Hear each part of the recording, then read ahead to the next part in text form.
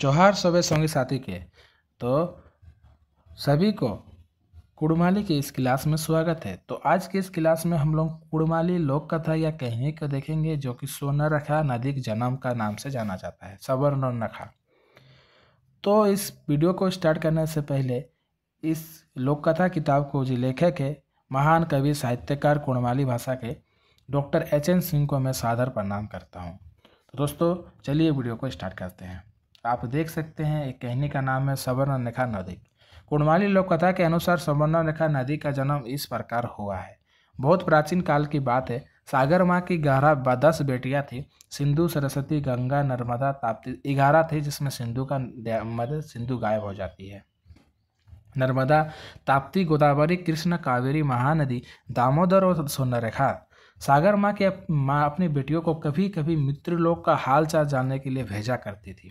स्वर्णरेखा सबसे छोटी बेटी होने के कारण बहुत दुलारी थी, इसीलिए वह सदा उसे अपने पास रखती थी। नरलोक से लौटकर जब उसकी दीदियाँ वहाँ का समाचार सुनाती थी तो वह ध्यानपूर्वक सुनती थी।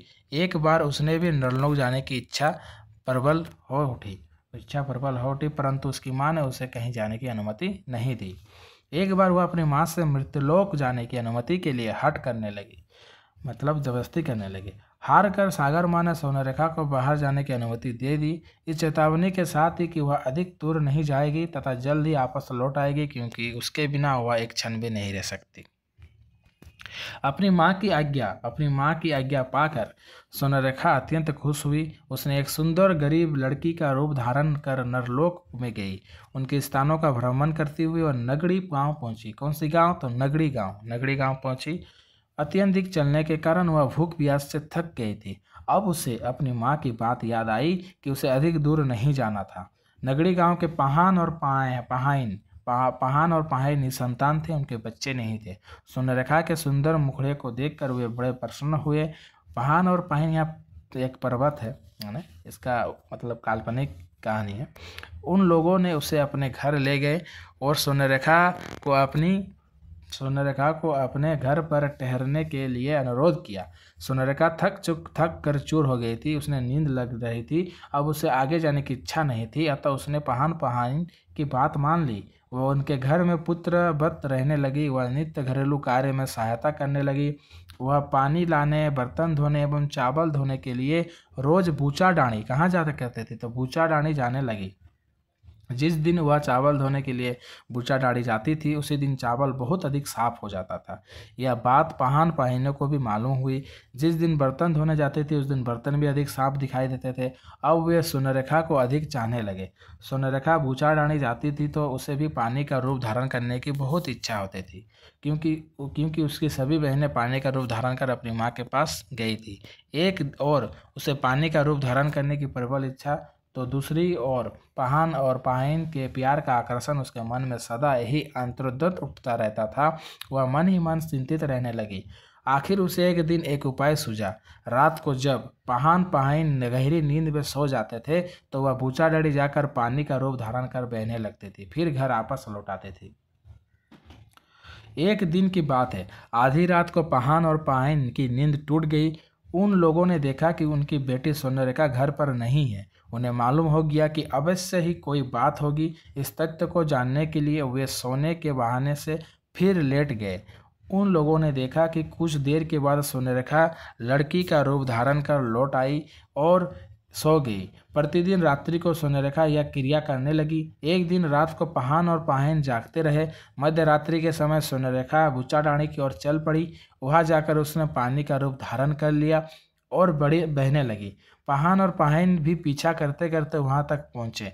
स्वर्णरेखा के पानी रूप को देखकर वे दोनों आश्चर्य में पड़ गए। कुछ देर के बाद स्वर्णरेखा ने लड़की का रूप धारण किया और घर वापस आ गई। अब पहान और पाहिन सोच में पड़ गए कि उन्हें क्या करना चाहिए। उन लोगों ने विचार किया कि अब उन्हें अपनी बेटी को बूचा डाणी घाट नहीं भेजेगी।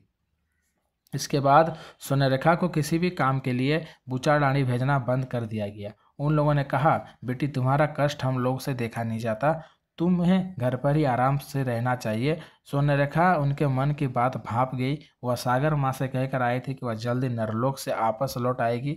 उसके बिना उसकी माँ बहुत व्याकुल होगी। अब नरलोक के माँ बाप को छोड़कर अपनी माँ के पास जाने का समय आ गया।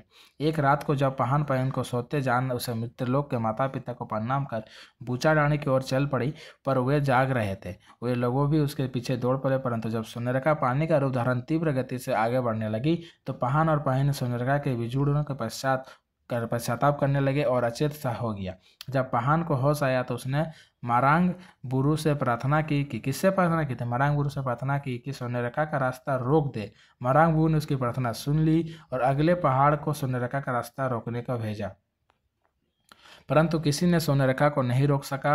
अंत में पैना पहाड़ पर्वतों का एक दल लेकर सुनरका के रास्ते खड़ा हो गया। सुनरका ने पैना पहाड़ को बहुत समझाया कि वह उसका रास्ता छोड़ दे, क्योंकि वह अपनी माँ के पास जाना चाहती है। पैना पहाड़ ने उसकी बात नहीं मानी। आखिर सुनरका उन पहाड़ों को चीरती हुई आगे बढ़ने लगी। आज वहीं पर हुंड्रू फॉल का निर्माण हुआ है।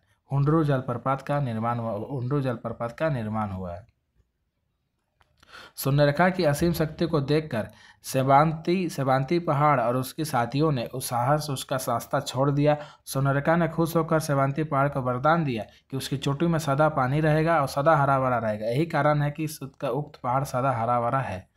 इसके बाद सुनरका वहाँ से आगे बढ़ने लगी तो कोचो पहाड़ और बंसा पहाड़ में झगड़ा होने लगा कि कौन उसे रास्ता दे। कोचो पहाड़ ने कहा कि उसकी आवाज़ को बर्दाश्त नहीं कर पाएगा, इसीलिए वह अपने निकट से रास्ता नहीं देगा। बंसा पहाड़ का कहना था कि सुनरका की मछली खेकड़ा यतिदि के दुर्गंध को नहीं बर्दाश्त कर सकेगा, इसीलिए वह अपने समीप से भी रास्ता नहीं देगा। सुनरका ने दोनों को बहुत समझाया कि वह रास्ता छोड़ दे, परंतु उन्होंने उसकी एक भी नहीं सुनी। दोनों ने झगड़ा बढ़ता गया। तब सुनरका ने दोनों पहाड़ों को सौंप दिया। बंसा पहाड़ से कहा कि तुम्हारे गोद में हमेशा मछली केकड़ा मैंने महक आता रहेगा। बंसा से बास अभी भी बंसा पहाड़ में मछली और केकड़ा देखे जाते हैं, उनका महक होता है। केचो पहाड़ को सौंप दिया कि तुम्हें मेरे हदहदी के धनी से डरते रहोगे।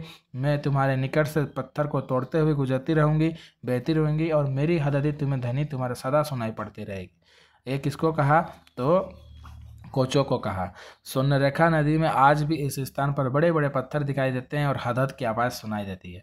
बंसा और कोचो पहाड़ को पार करते हुए सुनरेखा का रूप अत्यंत ही विकराल हो गया। इसके इस भयंकर रूप को देखकर टाण राजा भय से कांपने लगा और सांप के डर से उसने सोने का हार कौन? टाण राजा सोने का हार पहना का स्वागत किया। उसने सुनरेखा के कहा कि जिधर से इच्छा हो जा सकती हो। सुनरेखा इस पर बहुत खुश हुई और वरदान दिया कि तुम्हारे लोग मेरी गोद पर रोज सोना निकाल पाएंगे। इसीलिए आज भी सुनरेखा नदी में सोने मिलते हैं। टाण राजा पार करने के बाद सुनरेखा अयोध्या पहाड़ के समीप पहुंची। अयोध्या पहाड़ ने अपने साथियों को बुलाया और कहा कि उन्हें सुनरेखा का किसी प्रकार सम्मान करना चाहिए। उसके साथियों ने सलाह दी कि उसे तांबा तुलसी उपहार स्वरूप दी जाए। उनके स्वागत से सुनरेखा बहुत खुश हुई और उसके द्वारा दिए गए उपहार को अयोध्या पहाड़ श्रृंखला को चांडिल के पास चिरती हुई पार हो गई। अयोध्या को उसके साथी पहाड़ों को सुनरेखा ने वरदान दिया कि तुम्हारे गोद में सदा हरे भरे रहेंगे और जंगली जानवरों से परिपूर्ण भी होगा। इसी वरदान के कारण इन पहाड़ों में हाथी, बाघ, भालू, सांबर, बारह, मिर्ग आदि उनके जीव जंतु पाए जाते हैं। सुनरेखा ने एक दूसरा वरदान यह भी दिया था कि अयोध्या पहाड़ के रास्ते में तांबा मिलता ही रहेगा। यही कारण है कि सुनरेखा नदी के किनारे घाटशिला में आज भी तांबा, कॉपर मिलते हैं, कॉपर माइंस। अयोध्या पहाड़ के पश्चिम की ओर जब सुनरेखा आगे बढ़ने लगी तब उसके भयंकर रूप को देखकर उसके सामने में जमीन धंस गई और वह तीव्र गति से आगे बढ़ने लगी। कोई उसके रास्ते में नहीं आया, परंतु उचित सम्मान न पाकर सुनरेखा के दिल को कष्ट पहुंचा।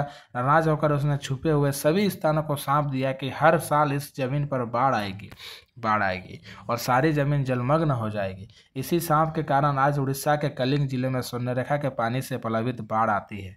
अब सुनरेखा सागर माँ के करीब पहुंचने लगी थी, जिससे उसे सागर माँ को देखने वैसे ही उसने अपने दोनों हाथों को फैलाकर माँ के गले से लिपट गई। जहाँ सुनरेखा सागर मिली वहाँ उसकी दो धाराएं हैं, अर्थात जो नदी आई वो ऐसा और ऐसा हो गई और सागर माँ में मिल गई। तो दोस्तों हम लोगों ने सुवर्णरेखा नदी जन्म कहानी को देखा। अगर कहानीटा बेस लगे तो हमारे यूट्यूब चैनल के सब्सक्राइब जरूर करबे और वीडियोटा शेयर करे और वीडियोटा लाइक करो। धन्यवाद।